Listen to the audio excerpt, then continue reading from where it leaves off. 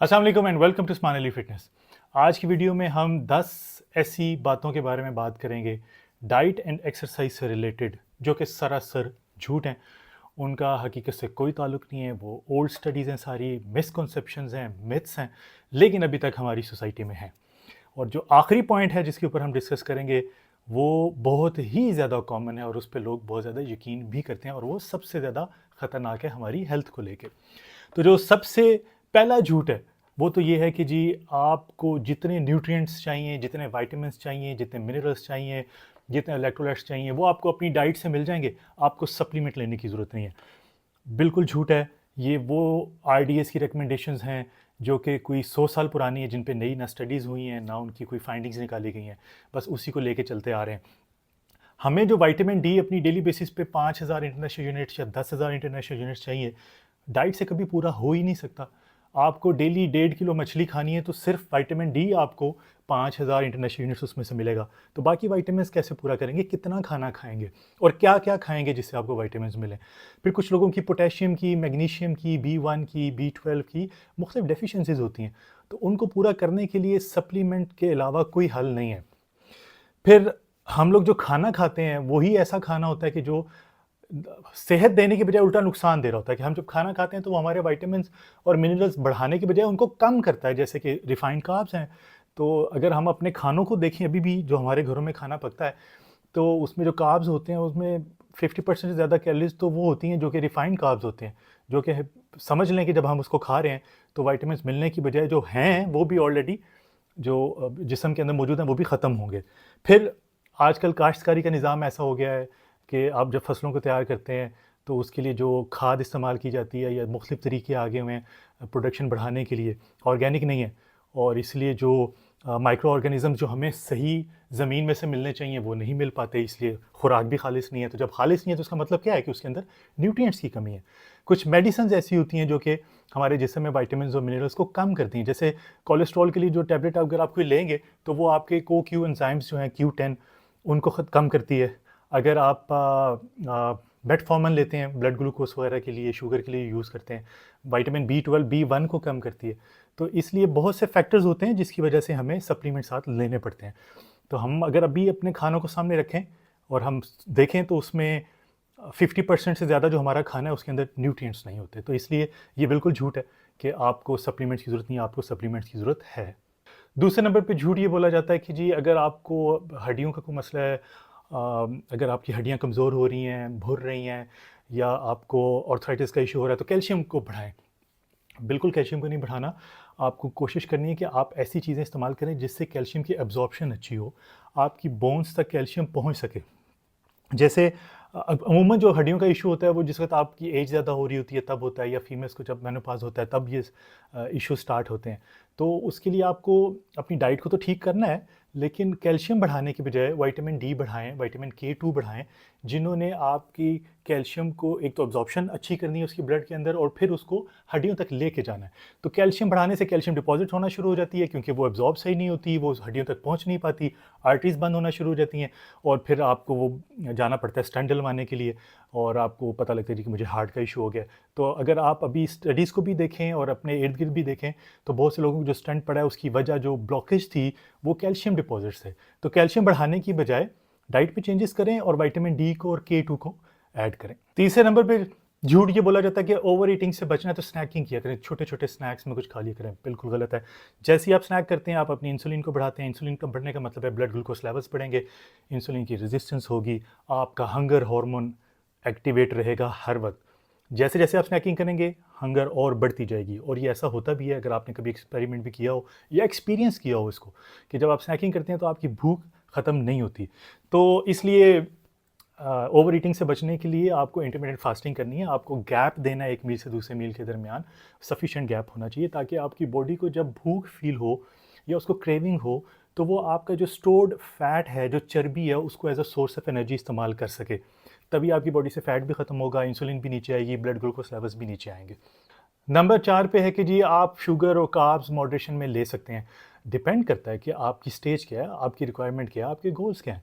और जिस वक़्त आप बाहर से ग्लूकोज़ ले रहे हैं, एक एग्ज़ाम्पल दे रहा हूँ, तो बॉडी को जो स्टोर्ड एनर्जी है उसको इस्तेमाल करने की क्या ज़रूरत है? अगर आपकी इनकम बाहर से आ रही है, आप सफिशिएंट कमा रहे हैं, आपके खर्चे पूरे हो रहे हैं, तो आप अपनी सेविंग्स को क्यों छेड़ेंगे? सेविंग्स उसी वक़्त ख़त्म होंगी जब बाहर से इनकम रुकेगी या कम होगी।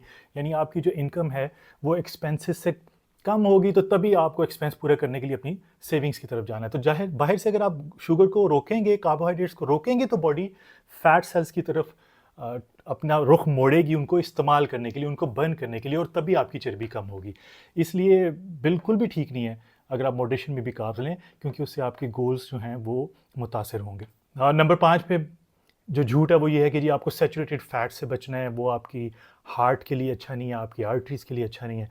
जबकि अभी जो लेटेस्ट स्टडीज़ हैं वो ये बताती हैं कि कार्बोहाइड्रेट्स आपकी आर्टरीज़ के लिए अच्छे नहीं हैं, क्योंकि जैसे आप कार्ब्स की या शुगर्स की इंटेक ज़्यादा करते हैं तो इसका क्या मतलब है कि आपके ब्लड में ग्लूकोज लेवल्स बढ़ते हैं। जब वो ग्लूकोज इस्तेमाल नहीं हो पाती तो वो ट्राइग्लिसराइड्स में कन्वर्ट होती है। ट्राइग्लिसराइड्स क्या हैं? फैट सेल्स हैं जो कि खून के अंदर रहते हैं, खून गाढ़ा होता है और अल्टीमेटली हार्ट का इशू होता है। तो इसलिए हमारे जो जो बॉडी है उसको, यानी ब्रेन को, हमारे हार्मोन्स को, हमारे जो सेल मेम्ब्रेन्स हैं उनको सैचुरेटेड फैट्स चाहिए, कोलेस्ट्रॉल चाहिए। इसीलिए अल्लाह सुब्हानहू व तआला ने बॉडी के अंदर एबिलिटी रखी है कि वो ज़्यादातर कोलेस्ट्रॉल खुद बनाती है, हमें बाहर से जो डाइट के ज़रिए थोड़ा बहुत ही हासिल होता है। तो इसलिए सैचुरेटेड फैट्स बुरे नहीं हैं। दिल को सही रखना है तो होल ग्रेन्स लें। ये भी एक झूठ है जो कि बहुत ज़्यादा बोला जाता है, बताया जाता है। जिस वक़्त आप ग्रेन्स लेंगे, चाहे वो होल ग्रेन्स हैं या आपके रिफाइंड हैं, वो आपकी ब्लड ग्लूकोज़ को बढ़ाएँगे। और बहुत सी वीडियोज़ में बता चुका हूँ कि इंसुलिन की रेजिस्टेंस की वजह क्या है। और जब ब्लड ग्लूकोज़ लेवल ज़्यादा अरसे तक बढ़े रहेंगे तो उसके साथ और आपके हार्ट के साथ-साथ बाकी इश्यूज़ क्या होंगे। इसलिए और फिर होल ग्रेन्स जिस तरह हमारी मार्केट्स में इधर मिलते हैं, वो होल ग्रेन्स है भी नहीं।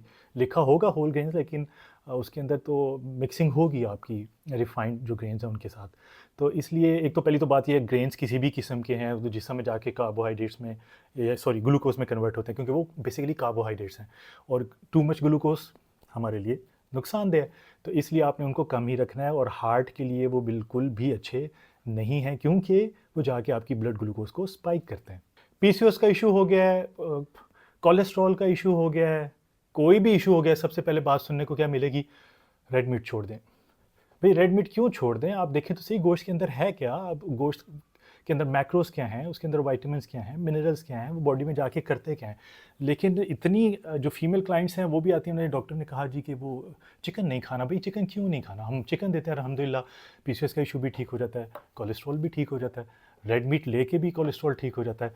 रेड मीट का कोलेस्ट्रॉल के साथ कोई लेना देना नहीं है, कैंसर के साथ कोई लेना देना नहीं है। हमारी बॉडी की बेसिक रिक्वायरमेंट है, क्योंकि इसके अंदर प्रोटीन है, और प्रोटीन हमारे मसल्स को चाहिए, हमारे बोन्स को चाहिए, तो बालों को चाहिए, स्किन को चाहिए, हर एक चीज़ को प्रोटीन चाहिए। और हमारी बॉडी का निज़ाम मसल्स और बोन्स पे चलता है, और उसको प्रोटीन तो चाहिए। तो इसलिए आपने रेड मीट बिल्कुल नहीं छोड़ना। हाँ, यूरिक एसिड का इशू है तो उसके अंदर चूँकि प्योरिन होती है, तो आपको वक्ती तौर पे रेड मीट को अवॉइड करना है। लेकिन कोलेस्ट्रॉल के लिए या आपको ब्लड प्रेशर के लिए या पीसीओएस के लिए बिल्कुल ज़रूरत नहीं है रेड मीट को छोड़ने की। नंबर 8 पे है कि जी आपको शुगर्स और कार्ब्स चाहिए, क्योंकि आपका ब्रेन शुगर पे चलता है। बिल्कुल ठीक बात है कि ब्रेन को काम करने के लिए शुगर की ज़रूरत है, लेकिन उसके साथ-साथ उसको कीटोन्स की भी ज़रूरत है, उसको फैट्स की भी ज़रूरत है। तो ये कैसे हो सकता है कि आप अपनी बॉडी को सिर्फ शुगर्स देते रहें, अपने ब्रेन को शुगर्स देते रहें, और आपका जो जो नर्व्स हैं या जो नर्वस सिस्टम है वो उससे मुतासर ना हो? क्योंकि बॉडी को फैट्स तो चाहिए, आपके ब्रेन को फैट्स तो चाहिए काम करने के लिए। और इसका बहुत सिंपल एक एक्सपेरिमेंट बता देता हूँ। हम जो क्लाइंट्स से हमें ये फीडबैक मिलता है, हम लोग खुद भी करके देख चुके हैं, कि आप एक दिन हाई प्रोटीन पे हाई फैट डाइट लें, कार्बोहाइड्रेट्स मत लें, बहुत कम लें, ना होने के बराबर लें, और देखें कि आपका ब्रेन क्या फ़ील करता है, आप एक्टिव फ़ील करते हैं कि नहीं, आपकी सोचने की सलाहियत अच्छी हुई है कि नहीं, आपके काम करने की सलाहियत अच्छी हुई है कि नहीं। और वेरी नेक्स्ट डे आप हाई कार्ब्स लें जिसमें आपके प्रोटीन और फैट्स ना होने के बराबर हों, तो आप खुद देख लें कि सारा दिन आप थके थके रहेंगे, दिमाग काम नहीं करेगा, नींद आएगी, गनूदगी आएगी, खाना खाने के फ़ौरन बाद गनूदगी आएगी। तो इसलिए हमारे दिमाग को कार्ब्स या शुगर्स जितनी चाहिए वो ग्लूकोनियोजेनेसिस के ज़रिए बॉडी फैट्स और प्रोटीन के केमिकल रिएक्शन से बना लेती है।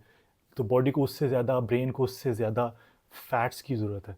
तो इसलिए ये नहीं कि आपको शुगर की ज़रूरत है, किसी ने कह दिया कि ब्रेन तो चलता ही शुगर पे, तो आप बस शुगर ही खा रहे हैं और आपको फैट्स का कोई ध्यान ही नहीं है। ब्लड प्रेशर बढ़ गया है, नमक छोड़ दें, ये भी एक झूठ है। इसके ऊपर मैं पहले रील्स भी बना चुका हूँ, वीडियो भी बना चुका हूँ। जिस वक़्त आपको ब्लड प्रेशर का इशू है, तो नमक कम करने की बजाय पोटेशियम को बढ़ाएँ, विटामिन डी को बढ़ाएँ, जंक फूड को ख़त्म करें, जिसके अंदर रिफाइंड कार्ब्स होते हैं, जो कि वजह होती है हाई ब्लड प्रेशर की। तो इसके ऊपर मैंने रील्स बनाई हुई हैं, आपको वो मिल भी जाएँगी कि आपको ब्लड प्रेशर हाई होने की सूरत में नमक नहीं कम करना, पोटेशियम को बढ़ाना है, ताकि जो आपका सोडियम और पोटेशियम का जो एक लेवल है, जो रेशियो है, वो बॉडी में मेंटेन रहे। और विटामिन डी को बढ़ाना है, और जंक फूड को, कार्बोहाइड्रेट्स को, शुगर्स को एलिमिनेट करना है अपनी डाइट से, ताकि आपका ब्लड प्रेशर नॉर्मल हो सके। और 10वें नंबर पे है एक सबसे ख़तरनाक झूठ, बहुत से लोगों को वो मिसगाइड करता है, सेहत ठीक होने की बजाय ख़राब हो जाती है, और वो ये है कि कैलोरीज ही लेनी है ना, तो बस नंबर ऑफ़ कैलोरीज पूरी करो, सोर्स की ज़रूरत नहीं है। सारी कैलोरीज सेम होती हैं, बिल्कुल भी सेम नहीं होती। जो कैलोरीज आपको शुगर से मिल रही हैं वो डिफरेंट हैं in terms of macros, in terms of कि वो बॉडी में जाके क्या कर रही हैं, और जो आपको प्रोटीन और फैट से मिल रही हैं वो डिफरेंट है। हमारी जो बॉडी है, हमारे जो मसल है, ब्रेन है, हार्मोन है, इम्यूनिटी है, ये इन सब को प्रोटीन चाहिए, फैट्स चाहिए। और अगर आप कार्ब्स लेते रहेंगे तो वो, जैसे मैंने पहले भी वीडियो के स्टार्ट में भी बताया, कि वो इंसुलिन बढ़ाएंगे, ब्लड ग्लूकोज लेवल्स बढ़ाएंगे, आपको डिफरेंट किस्म की बीमारियां होगी, ना दिमाग तक उसकी एनर्जी पहुंचेगी, ना मसल्स तक पहुंचेगी, ना इम्यूनिटी स्ट्रांग होगी, और ना हार्मोन्स ठीक होंगे। तो इसलिए कैलोरीज इक्वल नहीं है। सोर्स ऑफ कैलोरीज बहुत बहुत इंपॉर्टेंट है, कि आप अपनी बॉडी को फीड क्या कर रहे हैं, जो आप फीड कर रहे हैं वैसा ही आउटकम आएगा। तो अपनी बॉडी की जो रिक्वायरमेंट्स हैं, कि आपके बोन्स हैं, आपके मसल्स हैं, ब्रेन है, हार्मोन है, इम्यून सिस्टम है, उन सब की जो रिक्वायरमेंट्स हैं वो पूरी करें, और उसके लिए कैलोरीज का ध्यान रखें कि वो कैलोरीज आपको किस फूड सोर्स से लेनी है। तो ये बहुत ख़तरनाक बात है कि जी बस कैलोरीज पूरी करनी है, आपने 1500 का कैलोरीज का प्लान दिया है तो हम बस 1500 कैलोरीज पूरी कर लेंगे। बिल्कुल भी नहीं, क्योंकि आपकी बॉडी की जो रिक्वायरमेंट है, एक मशीन है ना बॉडी, तो उसको सही चलाने के लिए उसकी सारी रिक्वायरमेंट्स पूरी करनी है। तो अगर आप गाड़ी के अंदर इंजन ऑयल नहीं डालेंगे, ब्रेक ऑयल नहीं डालेंगे, तो गाड़ी सही काम नहीं करेगी, सिर्फ पेट्रोल से काम तो नहीं चलेगा ना।